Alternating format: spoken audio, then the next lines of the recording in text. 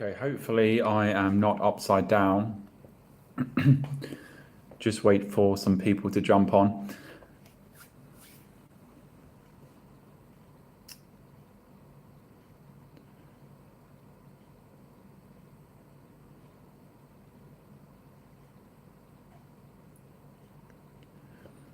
Hello, Yatika. Is it Yatika? I just wanted to jump on quickly because I know that there are lots of students who will be doing their first language English exam tomorrow, those in Malaysia. And of course, I live in Thailand, so I'm not too far away.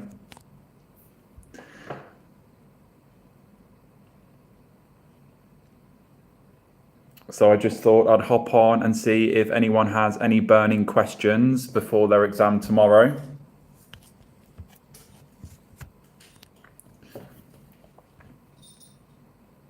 Preparing my best. That's all you can do, I guess. You've put in the hard work and let's hope it pays off. Not hope, I know it will pay off.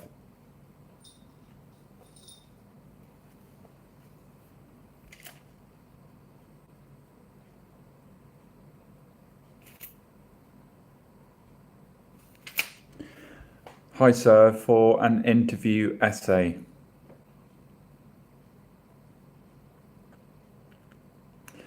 What about writing an interview? So, Cambridge are perfectly fine for the interview task anyway. You will get 3 questions, and what I often ask my students to do is copy out each question and then simply write your paragraph underneath each question. So you are being assessed on your 3 paragraphs, your response to those questions. Okay, so that's what I would do. Sorry, I would write my paragraph underneath. Does that make sense?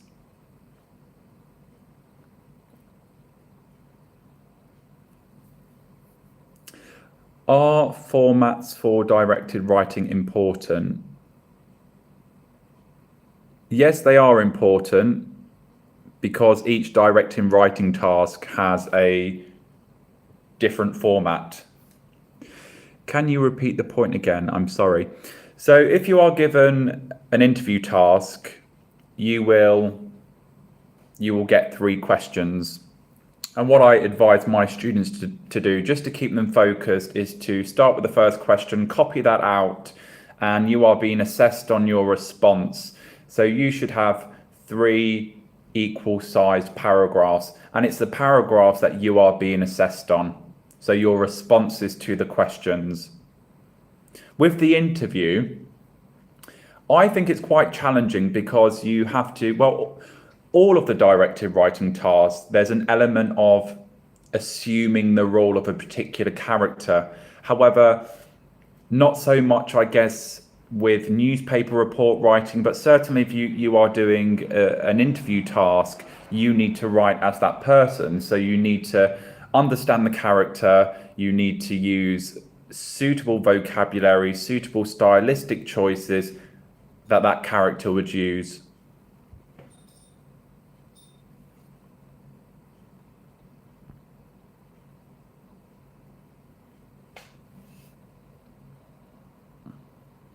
Does that make sense?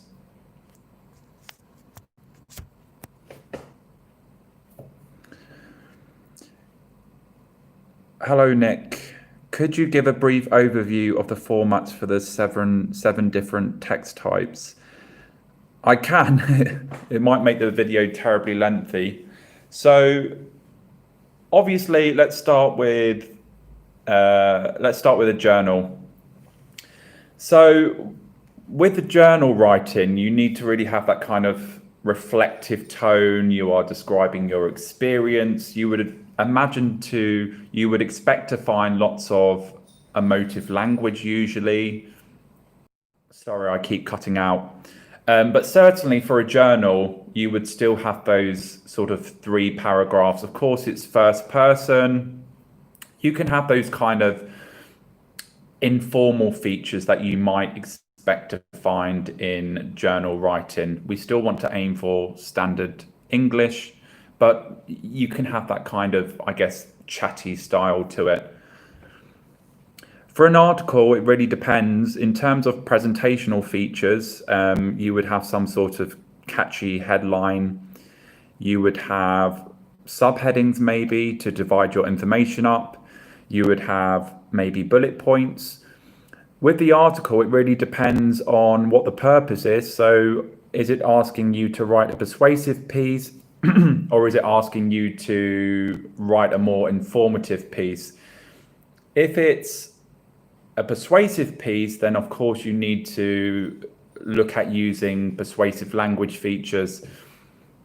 There's a video on my channel where it goes through what I call our right forest techniques. So alliteration, repetition, imperatives, all of that stuff.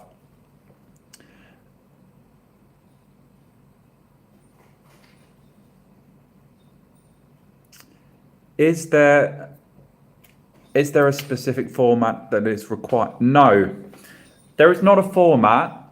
If you've watched my videos on the writer's effect, you'll know that I advise my students to use this kind of 5-step. So establish what the writer is trying to achieve. So you might start both paragraphs with the sentence starter. The overall effect of the language creates an image of. Same for your second paragraph. The overall effect of the language creates an image of. And then you'd use your quotation, you'd zoom in, you'd explain what that particular image suggests. But really, you get your marks from your analysis. So even if your writing is a little bit haphazard in terms of the sort of structure, that's okay. However, whoever's marking your paper would appreciate a response that is, fairly clear and succinct and to the point. But really, for the writer's effect question, you are going to get your marks from your analysis. The general rule of thumb, so each paragraph should have kind of 6 analytical comments, I guess.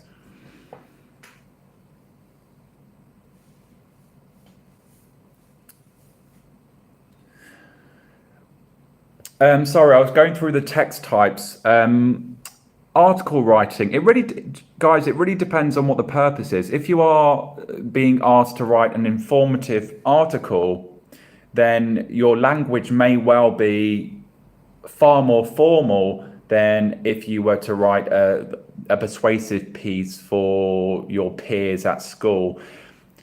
With any directed writing task, it's imperative that you establish 3 things before you start, okay? What is it that you are being asked to write and what are the features associated with that text type? Who's the audience and what is the purpose? So is the purpose to describe, is it to inform, is it to persuade, to argue? Because your style will vary, it depends on the purpose. And of course, writing to your headmaster compared to your best friend, your style is going to be very different.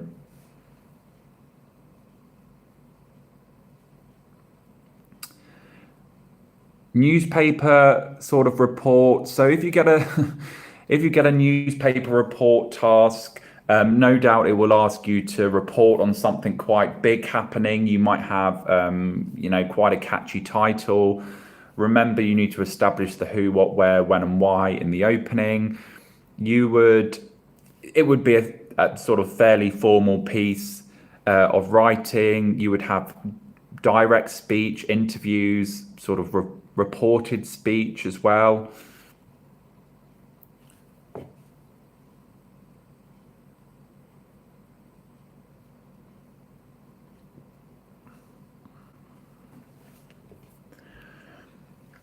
As for a formal report, again, it depends on what the task is, but generally, if Cambridge asks you to write a formal report, you are given a scenario where you are being asked to, imagine going to some establishment and you are highlighting a number of errors, and then you are giving recommendations to fix those.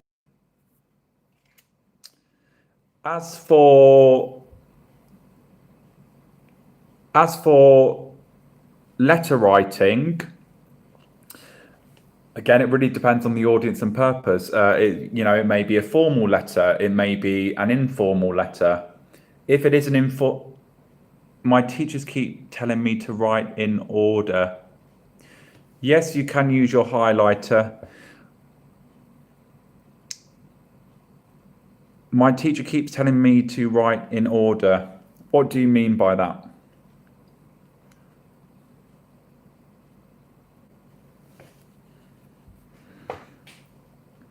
But yes, informal letter, if you are writing to, a friend or, some close colleagues, your style can be far more relaxed, but never sort of non-standard English. We don't want any slang.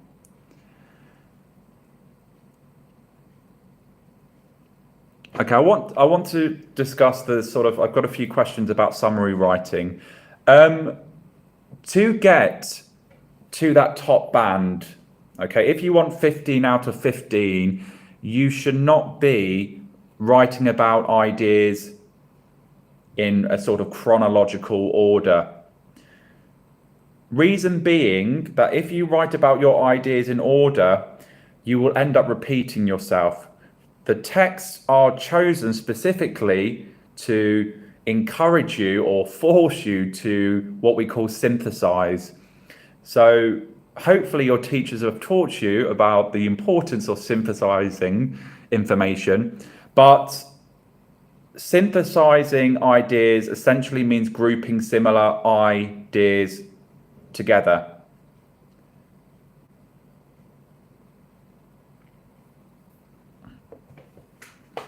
And for the summary question, you need to try and have a range of points. So aim for between 7 and 10 points. Do you need to have address at the top? No, you don't. But if you're one of these students who like to obsess, I have many at school who like to obsess that, they want to sort of draw a little box and put. The reason why you are not required to include an address because you will not get that information from the text. However, if you wanted to draw a little box in the top right-hand corner and just put my address to show that you are aware of the presentational features, that would be fine.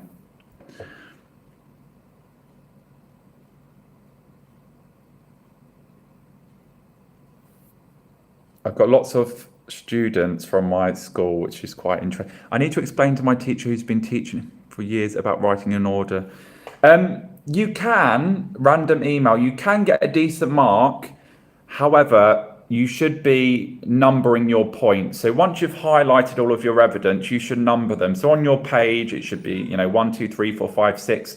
And that will be the order that you will sort of group them together.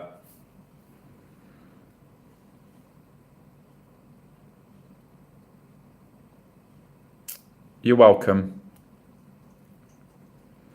For the writer's effect question, what I will say is read the paragraphs really, really carefully. And one thing that's often neglected with the writer's effect question, you'll see the question and it will tell you what the focus will be about. So it will say something along the lines of in paragraph 7, and it will mention maybe a character's name. Okay, that is telling you that your paragraph should be about that particular character, not something completely irrelevant.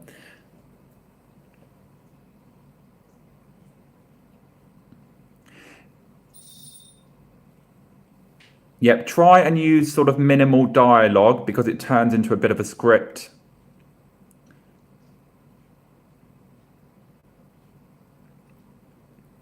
For the summary as well, one pitfall that you must avoid is lifting phrases from the text. So Adjectives, for example, if you are including adjectives, you would be expected to find suitable synonyms. I've said this before, but scientific terms, geographical terms, technical terms get a decent mark.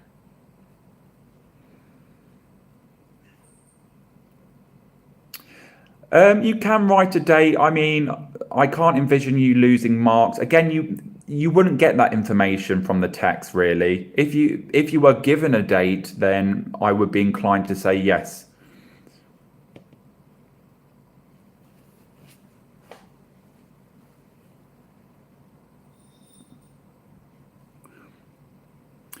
When there are questions such as include this line in your writing,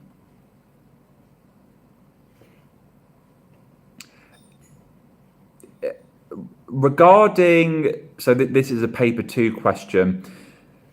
You can't just stick that line in anywhere, so it kind of does have to loosely be based on whatever sort of sentence starter you are given. If Cambridge sort of, and they will, if it just seems like it's just been haphazardly placed in as a kind of afterthought, you would get penalised quite heavily for it.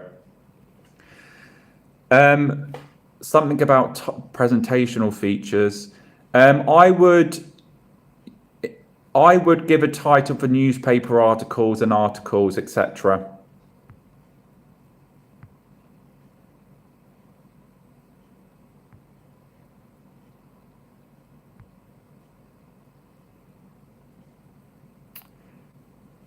That's correct, Null.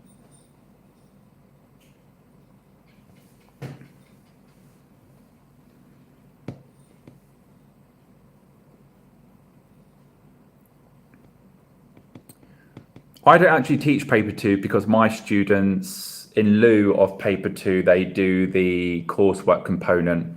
So they have to write 3 pieces. But obviously those who are doing paper 2, they will have to do some directed writing tasks and then choose between the narrative and descriptive piece. But I mean, it's very similar to what my students have to do with the coursework.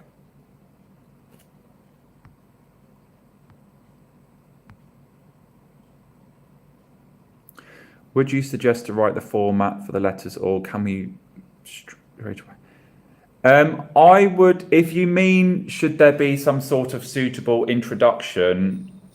Yes, before going into in paper 1 for the 3rd bullet point.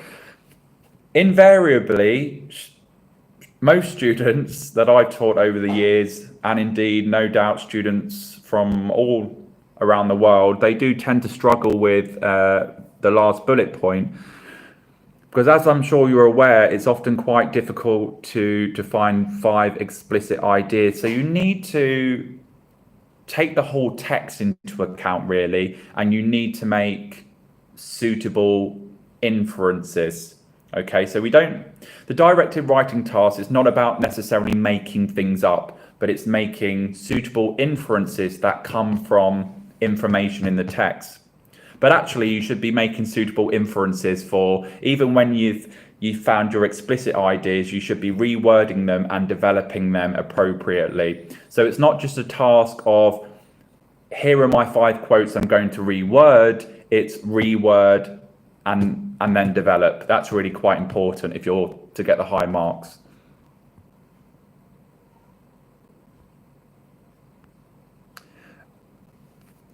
So do you think, I have no idea. All I know is that the paper that students sat recently, I think it was an interview, but it's, you honestly, you can't predict. So 1 of 7 text types will come up. You're testing me here. So it may be a informal letter or formal letter, speech, article, journal, newspaper report, formal report, and I'm missing one. I can't remember which one. Put it in the comments. It's very late for me. Yes. Students must demonstrate an overview in the writer's effect. It shows that you understand what the writer is trying to achieve. Start each paragraph with, the overall effect of the language creates an image of.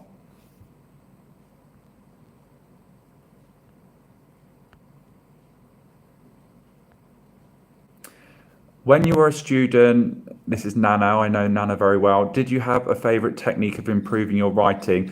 I was a voracious reader. I read a lot.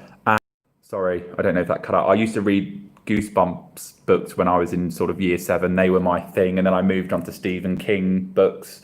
Um, and I used to sort of highlight all of these impressive words, which I didn't know at the time. And I'd, look them up and then I'd try and sort of write my own piece around these words. But that's what I used to do. But I was a bit of a nerd, really.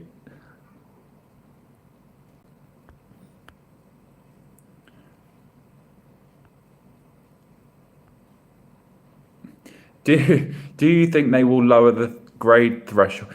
Um, I've had this question quite a few times. All I will say is that students, and not just everyone around the world has been put through a very sort of harsh ringer. It's not been pleasant for anyone. So I would like to think they are going to be quite nice, but it depends how students do.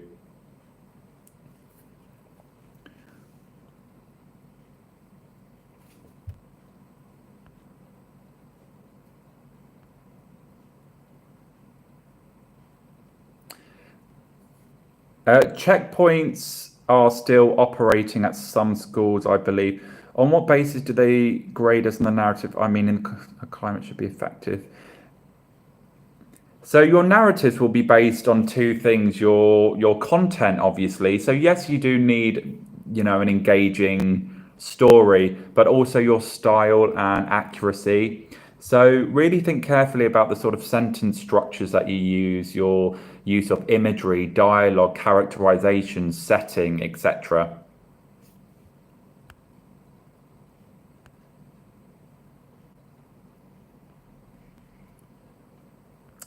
9 out of 15 is pretty good. You can, as long. I mean, you don't even need to express it in that way. As I mean, you can do a typical.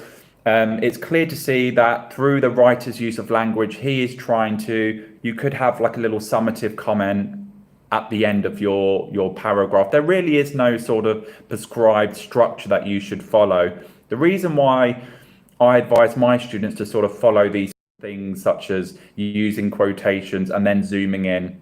Okay, really your analysis, because it's 15 marks for reading. So even if your writing is a little bit haphazard and your analysis is strong, you can still get really good marks.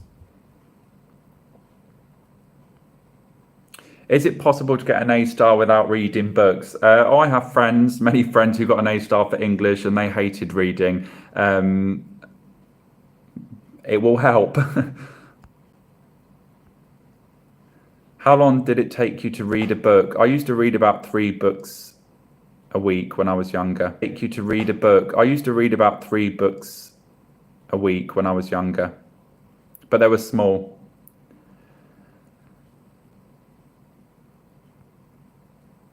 Do you think I can get an A star? I hope so. Sorry, I'm scrolling and there's so many different questions. Right, sorry, I'm just scrolling. Can you give some tips for paper one English? If you watch my videos, I break down, most of the skills that are needed. You need to master. I'm not saying the newer questions. If you bomb on the newer questions, it's obviously your grade isn't going to be the best. However, you need to make sure that you answer those three core questions well: the summary, the writer's effect, and the extended writing response.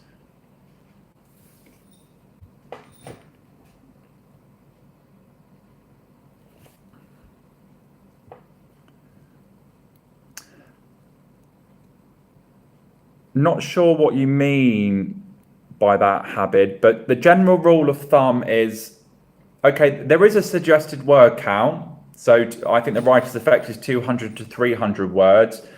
Most of my students tend to go over that, but you need to be careful because the paper is much bigger, not to spend too much time, writing, I don't know, pages and pages. I think for the writer's effect question, 1.5, 2 sides. 2 sides is probably a bit too much. 1.5 is absolutely fine. 2 comments per image. In summary, I always go over the word limit. Can you give some tips? You're not going to get penalized for going a little bit over the summary word count. However, you want to try and hit that 120. I mean, 115, 16, 17, 18, maybe 125. But when you're going over that, it's not really meeting the requirements of the task. Cut out any irrelevant information, any description of any sort should be taken out. Remember, it's very much a sort of formal piece. It's difficult, the summary question, actually. Lots of people take it for granted.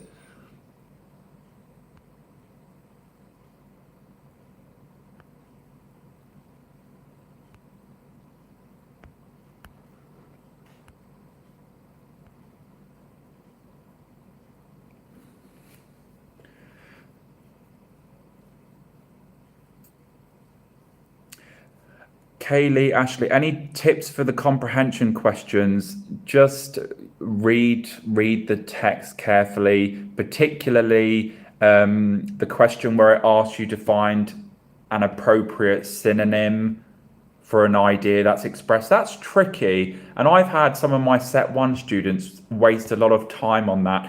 If you are struggling with the newer questions and it's worth 1 mark and you find yourself scanning the text for over 5 minutes, it's time to move on with the potential for returning.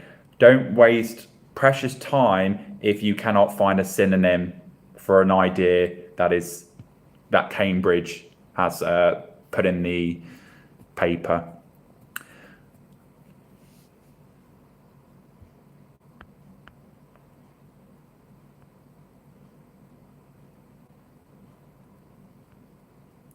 It varies, it really does.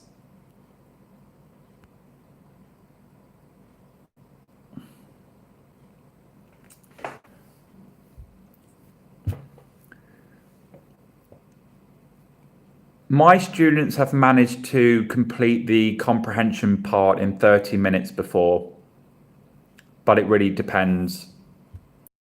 Students will leave themselves with 20 minutes to answer question 3, which is worth 25 marks. I think to do question 3 well, you need about 40 minutes.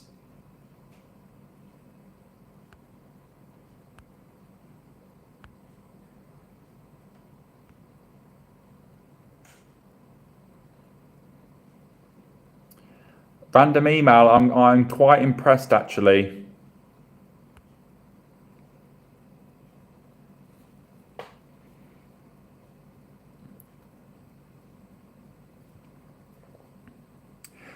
Johnny, it's hard to tell because there's only a handful of 2020 papers. I haven't noticed that pattern myself. Maybe it's a different website that your teacher is using to help you practice.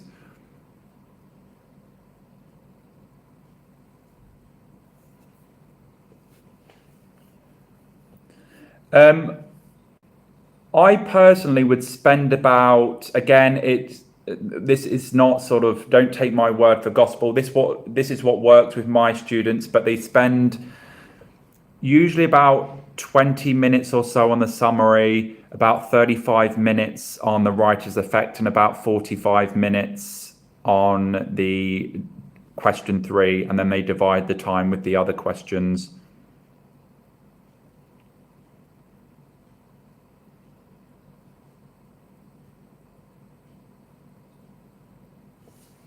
Yeah, I mean, Cambridge do not stipulate or offer guidance in terms of sort of timings. It's what works for you. You might be someone who is With my Set 1 students, my Year 11s, I mean, they have been exposed to a lot of literature. So the writer's effect question, they could do quite quickly.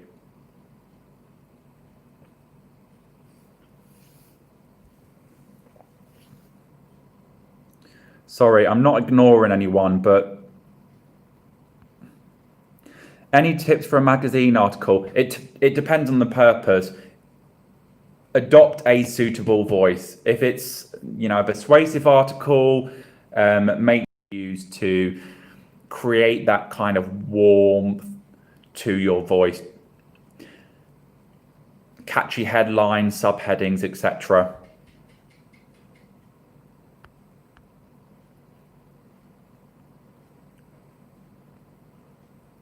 I will try and do a live.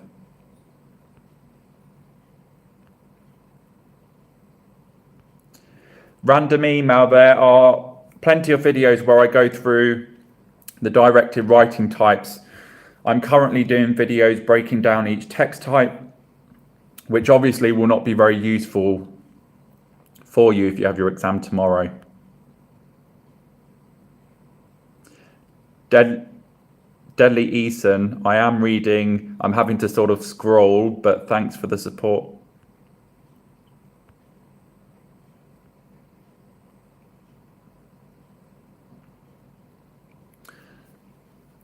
Good luck with your exam.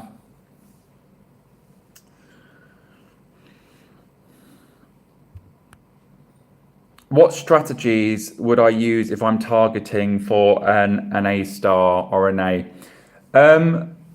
When we get scripts back, which we do every year, from, we always request A star scripts, B scripts, C scripts, etc.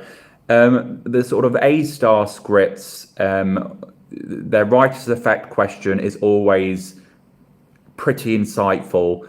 And of course, the directed writing response, they are able to almost effortlessly assume the role of a character. You must sort of succeed with those 3 core questions.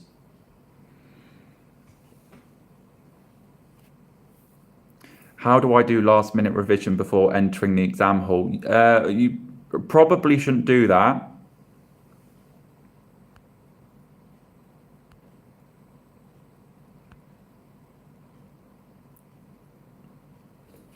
Right, guys.